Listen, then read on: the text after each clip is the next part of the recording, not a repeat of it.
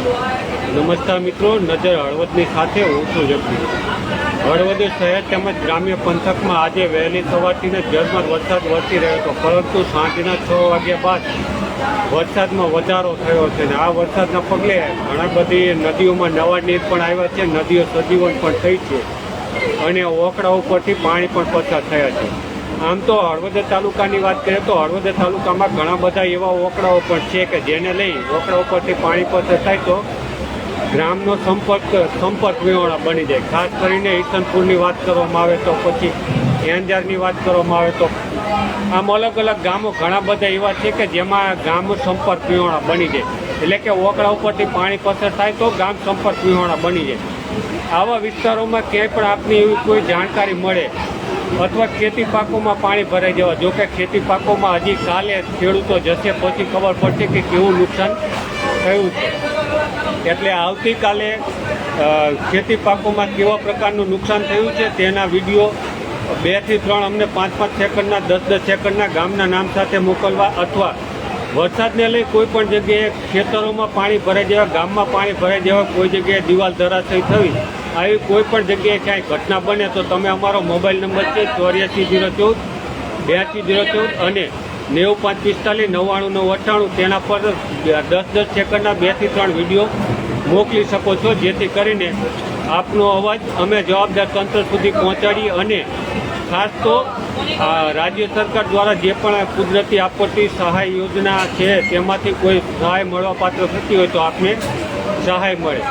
સાથે જ બીજી એક વાત કરીએ તો હળવદ તાલુકાના ઘણાંદ ગામે એક રિક્ષા તણાઈ જવાનો બનાવ સામે આવ્યો છે. આમ તો આ રિક્ષા છે તે રણમલપુરથી હળવદ તરફ આવી રહી છે અને તે દરમિયાન રિક્ષા તણાઈ જવાનો બનાવ સામે આવ્યો છે અને તેમાં એક 40 થી 50 વર્ષની મહિલા છે તે તણાઈ જવાનો બનાવ સામે આવ્યો છે. આમ તો ઘણા લાંબા સમયથી રણમલપુરથી ઘણાંદને જોડતું, જે આ રણમલપુરથી હળવદને જોડતું આ ઘણાંદ પાસે ઓકળું છે, ત્યાં પુલ બનાવવા માટેની લોકો માંગ કરી રહ્યા છે, પણ તંત્ર દ્વારા કોઈ માંગ પૂરી કરવામાં નથી આવી, જેને લઈને જ આવો અકસ્માત સામે આવ્યો છે. સાથે જ આપણે અહીંયા હળવદ તાલુકાના જે મામલતદાર છે સુરાણી સાહેબ, તેમની સાથે વાત કરતાં તેમણે પણ જણાવ્યું હતું કે એક મહિલા તણાઈ જવાનો બનાવ સામે આવ્યો છે અને હળવદ તાલુકાના મામલતદાર, હળવદ તાલુકાની પોલીસ અને હળવદ તાલુકાની નગરપાલિકાની ફાયરની ટીમ, સ્થાનિક સરપંચ અને તાલુકા વિકાસ અધિકારીની ટીમ તેઓ ઘટના સ્થળે પહોંચી છે અને આ જે મહિલા છે તેને શોધખોળ હાથ ધરી છે. એટલે અત્યારે જે ઘટના સામે આવી છે હળવદ તાલુકાના ઘણાંદ ગામે, તો હળવદ તાલુકાનું એ ઘણાંદ ગામ છે અને રણમલપુરથી હળવદ તરફ આવતા આ બનાવ બન્યો છે. અને આ મહિલા છે તે 2 અલગ અલગ સોસાયટીના નામ આવી રહ્યા છે. એક મહર્ષિ સોસાયટીનું કહી રહ્યા છે અને એક ઉમા ટાઉનશીપનું કહી રહ્યા છે, પરંતુ જે આ મહિલા છે તે લગભગ 40 થી 50 વર્ષની વચ્ચેની મહિલા હોવાની જાણકારી મળી રહી છે અને રણમલપુરથી હળવદ તરફ આવતા આ બનાવ બન્યો છે. સાથે જ આ રિક્ષામાં 5 જણા સવાર હતા, જેમાંથી 4નો આબાદ બચાવ થયો છે. એટલે આ 4 જે લોકોનો આબાદ બચાવ થયો છે અને તેને લઈને આ મહિલા જે તણાઈ છે તેની શોધખોળ ચાલી રહી છે. એટલે હળવદ તાલુકામાં આવો બનાવ પણ સામે આવ્યો છે કે રણમલપુર પાછી એક રિક્ષા તણાઈ ગઈ છે અને એક મહિલા તણાઈ જવાનો બનાવ સામે આવ્યો છે.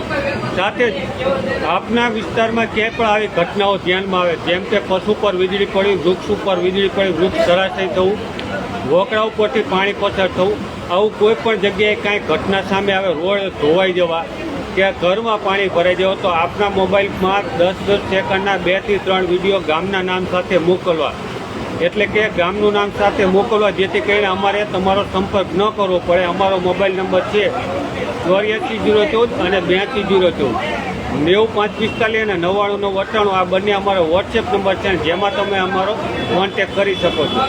સાથે જ અશોકભાઈ કહી રહ્યા છે કે સવારે વિડીયો મોકલશું. ચિત્રોડીમાં હાલ ફૂલ વરસાદ છે.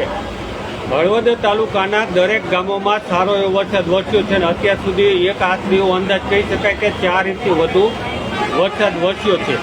અને તાલુકાના જે પણ ગામડા ઓકળા હશે કે ખાતરા હશે તેમાં લગભગ અત્યારે પાણી પસાર થતું હશે અને દરેક ગામ જે ઓકળાથી આમ જોડાયેલા હોય એ ગામ બધા પણ સંપર્ક વિહોણા બન્યા છે.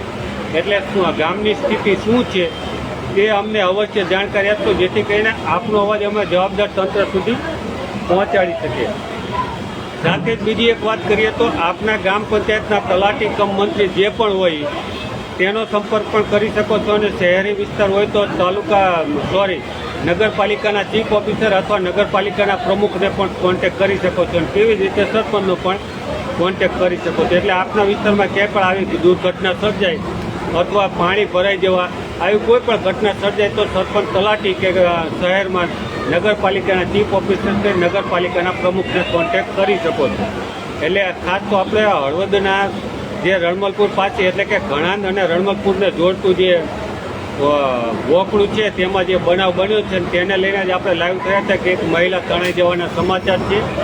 આપ પણ નદીની આસપાસ ક્યાંય પણ આવો સાહસ ન ખેડશો જેથી કરીને કોઈ દુર્ઘટના સર્જાય. અને આવું કોઈ પણ જગ્યાએ કોઈ બનાવ બને તો તાત્કાલિક તંત્રનું ધ્યાન દોરશો જેથી કરીને રાહત અને બચાવ કાર્ય આપના સુધી પહોંચે. ખાસ તો ગ્રામ્ય વિસ્તારમાં જ હોય તો સરપંચ અને તલાટી અને શહેરી વિસ્તારમાં હોય તો નગરપાલિકાના ચીફ ઓફિસર અને પ્રમુખનો કોન્ટેક્ટ કરશો જેથી કરીને આપના સુધી સહાય જલ્દીમાં જલ્દી પહોંચે. ખાસ તો આપણે જે ઘટના બની છે તેને લઈને લાઈવ થયા હતા. અલગ અલગ ગામોમાંથી ઘણા બધા મેસેજ પણ મળી રહ્યા છે કે વરસાદ છે, પરંતુ હાલ વરસાદ ચાલુ છે. આપના વિસ્તારમાં સવારે અથવા રાત્રે જ્યારે પણ આપને અનુકૂળતા હોય ત્યારે 10-10 સેકન્ડના 2 થી 3 વિડીયો ગામના નામ સાથે મોકલશો જેથી કરીને આપનો અવાજ જવાબદાર તંત્ર સુધી પહોંચાડી શકે. ઘણા બધા મિત્રો પણ આપણી સાથે જોડાયા છે. ખાસ તો અમારો મોબાઈલ નંબર છે 9545 9998 અને 84 014 82 014 આ બંને અમારા મોબાઈલ નંબર છે. તેમાં કોન્ટેક્ટ કરી શકો છો. આભાર મિત્રો.